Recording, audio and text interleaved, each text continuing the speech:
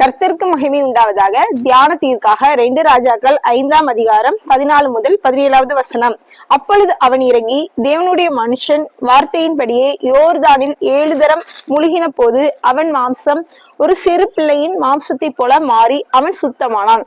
அப்பொழுது அவன் தன் கூட்டத்தாரெல்லாம் தேவனுடைய மனுஷனிடத்திற்கு திரும்பி வந்து கூட்டத்தோடெல்லாம் அவனுக்கு முன்பாக நின்று, இதோ இஸ்ரவேலில் இருக்கிற தேவனை தவிர பூமி எங்கும் வேற தேவன் இல்லை என்பதை அறிந்தேன். இப்போதும் உமது அடியின் கையில் ஒரு காணிக்கை வாங்கி கொள்ள வேண்டும் என்றான். அதற்கு அவன், நான் வாங்குகிறது இல்லை என்று கர்த்தருக்கு முன்பாக அவருடைய ஜீவனை கொண்டு சொல்கிறேன் என்றான். வாங்க வேண்டும் என்று அவனை வருந்தினாலும் தட்டுதல் பண்ணிவிட்டான். அப்பொழுது நாகமான், ஆனாலும் 2 கோவேறு கழுதைகள் சுமக்கத்தக்க 2 பொதி மண் உமது அடியேனுக்கு கட்டளையிட வேண்டும். உமது அடியேன் இனி கர்த்தருக்கே அல்லாமல் அந்நிய தேவர்களுக்கு சர்வாங்க தகனத்தையும் பலியையும் செலுத்துவதில்லை.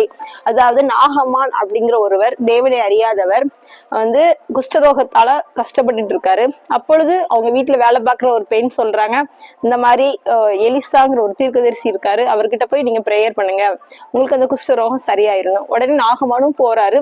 போனோடனே எலிசா ஒரு ஆலோசனை சொல்றாரு, நீங்க யோர்தான்ல 7 டைம் நீங்க இறங்கி ஸ்நானம் பண்ணுங்க, சுத்தமாயிரும். உடனே அவருக்கு நாகமானுக்கு கோவம் வருது. ஆனாலும் சரி, தேவனுடைய வார்த்தை, தேவ மனுஷனுடைய வார்த்தையின்படி அவர் யோர்தான்ல இறங்கி 7 தரம் ஸ்நானம் பண்றாரு. ஒரு சிறு பிள்ளையின் மாம்சத்தின் போல அவர் மாம்சம் மாறிடுது, அதாவது குஷ்டரோகம் நீங்கிருது. உடனே நாகமானுக்கு ஒரே ஆச்சரியம், எப்படி அநேக இடங்களுக்கு போனேனே அங்கெல்லாம் சரியாகல, எப்படி சரியாக, ஒரே ஆச்சரியம்.